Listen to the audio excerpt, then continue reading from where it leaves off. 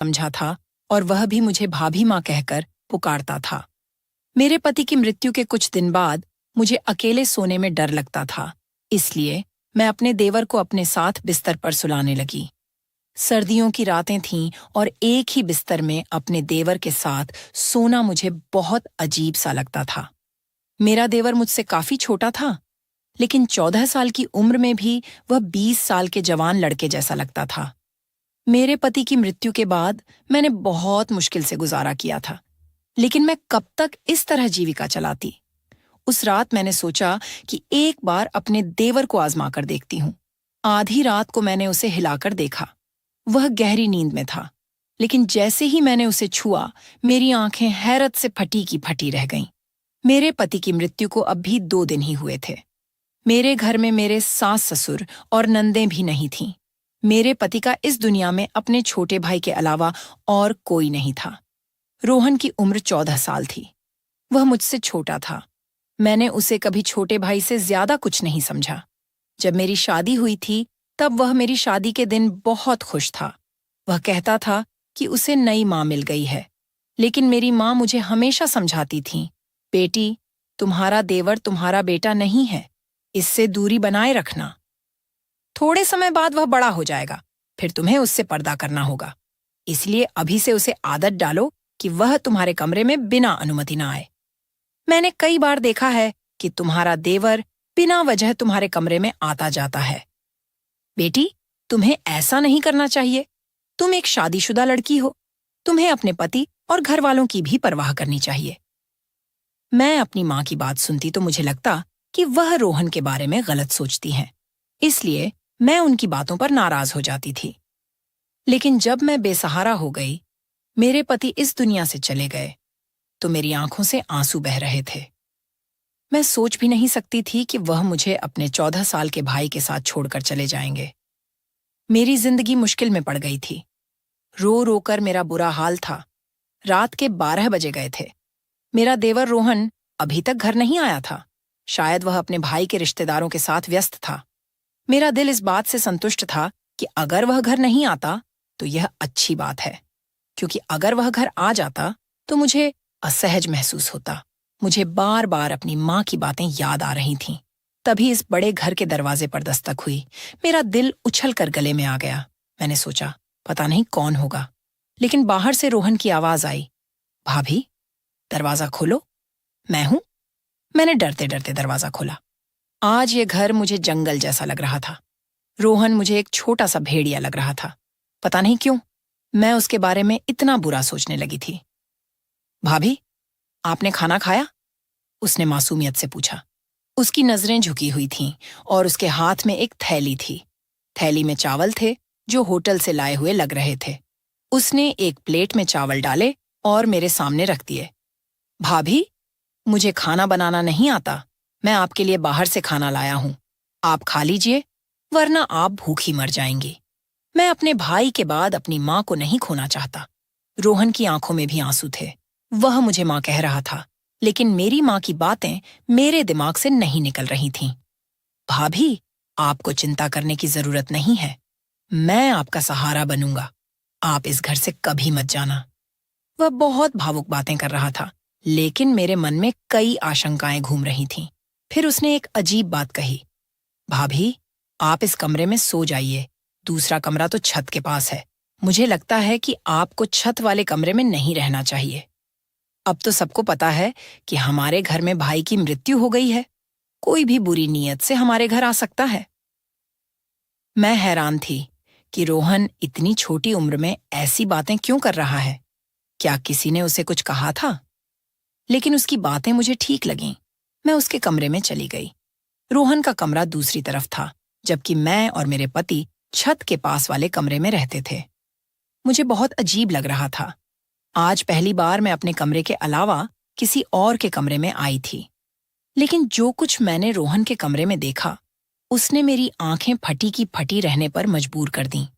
कमरे का दरवाजा बंद करते ही मेरी नजर एक ऐसी चीज पर पड़ी जिसने मेरे होश उड़ा दिए।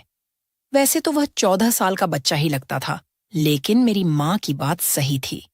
रोहन जो कुछ कह रहा था वह एक बड़ा और समझदार आदमी ही कह सकता था। उसके कमरे में मेरा जेवर देखकर मेरा दिल खटक उठा था। मैंने उसे तालों में छुपा कर रखा था, लेकिन यह सब रोहन के हाथ कैसे लग गया, ये बहुत अजीब बात थी। मैंने सोचा कि सुबह होते ही मैं उससे इस बारे में सवाल करूंगी, लेकिन उस वक्त मुझे बहुत नींद आ रही थी। मैंने दरवाजे को अंदर से अच्छी तरह बंद कर लिया और सोने की तैयारी करने लगी। पता नहीं क्यों मुझे बहुत नींद आ रही थी।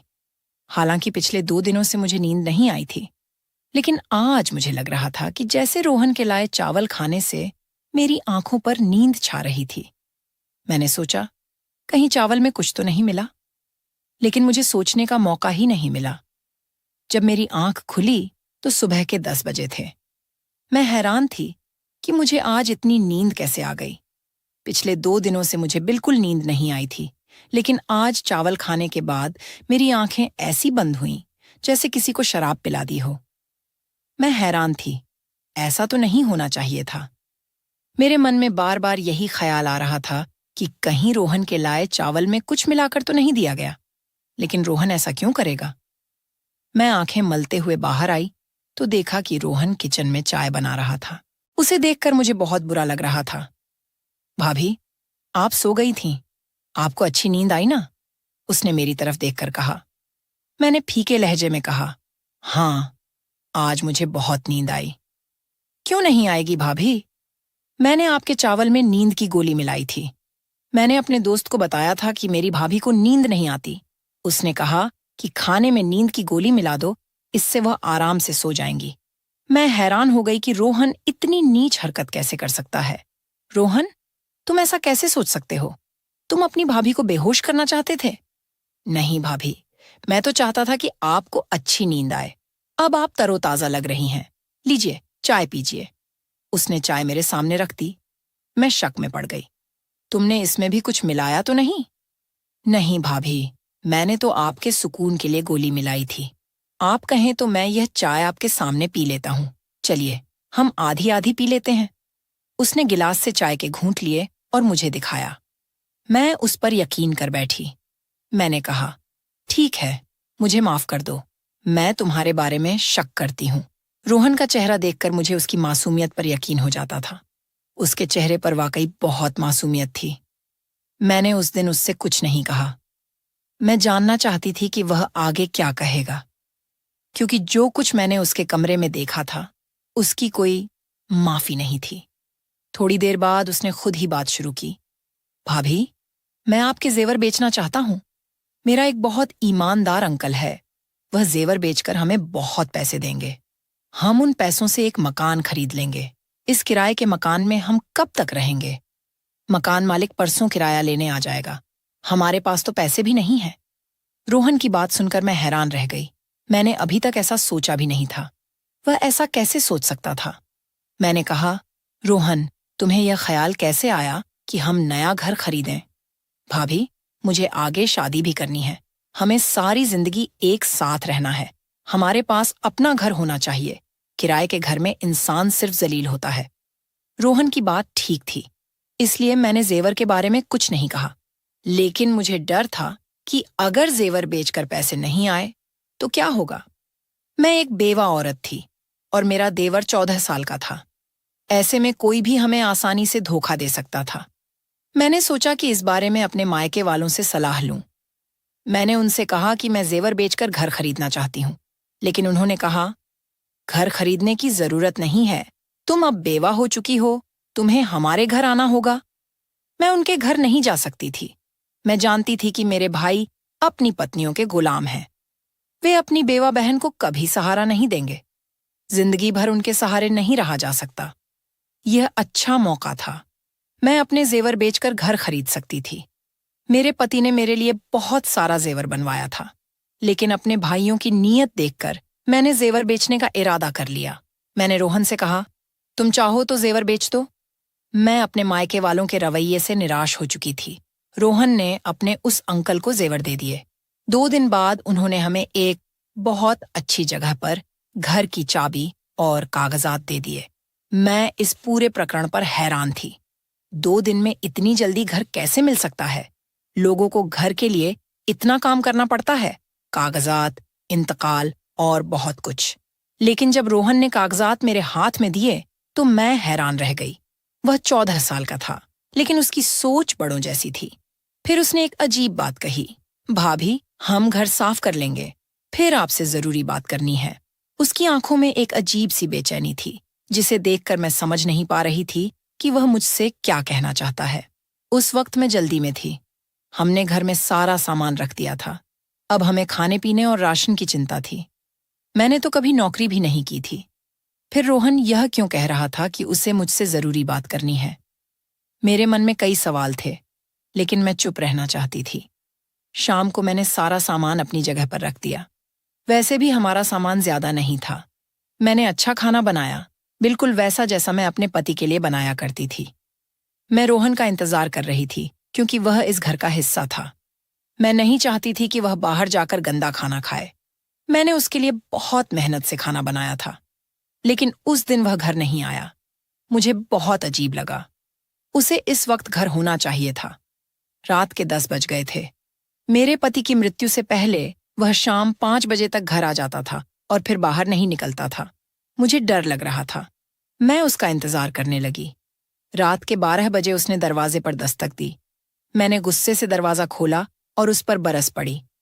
कहाँ चले गए थे रोहन? तुम्हें शर्म नहीं आती? मैं तुम्हारी बेवा भाभी तुम्हारा इंतजार कर रही थी। मैंने तुम्हारे लिए खाना बनाया और तुम हो कि अपने भाई के जाते ही आवारा हो गए। आखिर ऐसी कौन सी बात है जो तुम घर में नहीं कर सकते? तुम्हें बाहर जाना पड़ता है। अपने दोस्त को यहीं बुला लिया करो। भाभी, मैं ऐसा नहीं कर सकता। उसने गुस्से से मुझे देखा, जिससे मैं डर गई। लेकिन वह तो एक बच्चा था। मैंने सोचा कि मैं उसे डरा सकती हूँ। मैं यही सोचकर बात कर रही थी कि वह मुझ पर चिल्ला उठा, भाभी, बस करो। मुझे अब आपकी कोई बात नहीं सुननी। जो खाना आपने बनाया उसे आप खुद खा लो। यह कहकर वह अपने कमरे की ओर चला गया। उस वक्त वह किसी 40 साल के मर्द की तरह गुस्सा कर रहा था। मुझे बहुत अफसोस हुआ। वह गुस्से में था। जरूर कोई बात थी। मैंने उसके कमरे में जाकर दस्तक दी। उसने दरवाजा खोला और अजीब नजरों से देखकर बोला, भाभी, एक बात कहूं, आप मुझसे शादी कर लो, वरना आप काफिर हो जाएंगी। उसकी बात सुनकर मेरी आंखें फटी की फटी रह गईं। तुम ऐसा कैसे सोच सकते हो कि मैं तुमसे शादी करूंगी? तुम्हारा माँ वाला प्यार कहाँ गया? तुम मुझे सुबह शाम माँ कहते थे। अब क्या हो गया? किसने तुम्हारा दिमाग खराब कर दिया? इतनी नीच बात तुमने कैसे सोची और फिर मुंह से कैसे निकाली? मैं गुस्से से आग बबूला हो रही थी। वह बिना किसी शर्म के मेरे सामने हाथ बांधे खड़ा था और मुझे टकटकी भरी नजरों से देख रहा था। मुझे उसकी नजरों से डर लगने लगा। मैं बोलते बोलते चुप हो गई और अपने कमरे में आकर बैठ गई। मैंने कमरे का दरवाजा अच्छी तरह बंद कर लिया। मेरा दिल जोर जोर से धड़क रहा था। मैं सोच भी नहीं सकती थी कि रोहन ऐसा निकलेगा। मैंने उसे हमेशा अपने बच्चे की तरह समझा था। मेरी कोई संतान नहीं थी, लेकिन मेरे पति ने कहा था कि रोहन को अपनी संतान की तरह पालना। रोहन की बातों से मुझे बहुत तकलीफ हुई। मैंने सोच लिया कि आज के बाद मैं उससे कोई बात नहीं करूंगी। यह घर मेरे नाम था। मैं अकेली भी रह सकती थी। अगर रोहन ने फिर ऐसी हरकत की तो मैं उसे घर से निकाल दूंगी। यह घर मेरे पति के पैसों का था और मेरे नाम पर था। रोहन को इसमें रहने का कोई हक्का नहीं था, अगर वह अपनी भाभी को इज्जत नहीं दे सकता। मेरी खामोशी अब गुस्से में बदल गई थी। सुबह मैंने रोहन के कमरे का दरवाजा जोर जोर से पीटना शुरू किया। फिर मुझे एहसास हुआ कि उसका कमरा अंदर से बंद नहीं था। मैंने दरवाजा खोला तो कमरा खाली था। रोहन कहाँ गया? मेरा दिल गुस्से से पागल हो रहा था। मैंने बाहर के दरवाजे की ओर देखा तो वह बाहर से बंद था। इसका मतलब रोहन मुझे घर में कैद करके चला गया था। मुझे उससे नफरत होने लगी। इतनी छोटी उम्र में ऐसी हरकतें। मैंने अपने मायके जाने का फैसला कर लिया, लेकिन फिर याद आया कि मैं इद्दत में हूं। बार बार घर से निकलना ठीक नहीं। मैं बेबस होकर बैठ गई। मेरे पति की मृत्यु को 1 महीना हो चुका था। इस 1 महीने में रोहन कितना बदल गया था। मैं सोच रही थी कि अगर भगवान ने मुझे संतान दी होती तो मैं रोहन के सहारे न होती। मैं अपनी संतान के सहारे जी लेती। लेकिन अब मैं उसे क्या कहूं? मेरा तो उससे कोई रिश्ता भी नहीं था। जिस शख्स की वजह से रिश्ता था वह इस दुनिया से चला गया। मैंने सोच लिया कि रोहन आएगा तो मैं उससे साफ साफ कहूंगी कि वह इस घर में नहीं रह सकता। शाम को, अब भी रात शुरू भी नहीं हुई थी, कि मेरे घर के दरवाजे पर जोर जोर से दस्तक होने लगी। मैंने सोचा कि शायद रोहन होगा, लेकिन जब मैंने दरवाजा खोला तो सामने 3-4 आदमी खड़े थे। वे गुस्से में लग रहे थे। उनके चेहरों पर दाढ़ियां थीं, जैसे वे धर्म के ठेकेदार हों। उन्होंने कहा, बीबी, तुम यहाँ अकेले रहती हो? मैंने कहा, हाँ, मैं अकेली रहती हूँ। वे बोले, झूठ बोल रही हो, तुम्हारा देवर भी तुम्हारे साथ रहता है। वह अब भी घर में ही होगा। ये लोग इस मोहल्ले को गंदा कर रहे हैं, इन्हें यहाँ से बेघर कर देना चाहिए। मैंने कहा, भाई साहब, हमने क्या किया? अरे, तुमने क्या किया? ये तुम हमसे पूछ रही हो? तुम अपने 14 साल के देवर के साथ अकेले रहती हो। तुम्हें पता है कि तुम्हारा पति मर गया है। तुम बेवा हो। अपने माँ बाप के घर जाओ, यहाँ शराफत से रहो। हमारे यहाँ भी बहनें बेटियां रहती हैं। ऐसे लोगों को हम बर्दाश्त नहीं करेंगे। मुझे उन पर बहुत गुस्सा आया, लेकिन मैं उनसे उलझना नहीं चाहती थी। मैंने उनके मुंह पर दरवाजा बंद कर दिया। मेरी आंखों से आंसू बहने लगे। यह सब रोहन का किया धरा था। मैंने अपना सामान बांधना शुरू कर दिया। यहाँ रहना मेरे लिए मुश्किल हो गया था। मैं जानती थी कि रोहन ने ही मेरे बारे में ऐसी बातें फैलाई होंगी कि मैं बहुत गुनहगार औरत हूँ। सच कहते हैं, ये दुनिया अकेली औरत को खा जाती है। भगवान सबकी इज्जत की हिफाजत करे। तो दोस्तों, अगर आपको यह कहानी पसंद आई तो इसे लाइक करें और चैनल को सब्सक्राइब करें। बेल आइकन पर क्लिक करें और इसे ऑन एल पर सेट करें, ताकि आपको नई कहानियों की सूचना तुरंत मिले। धन्यवाद।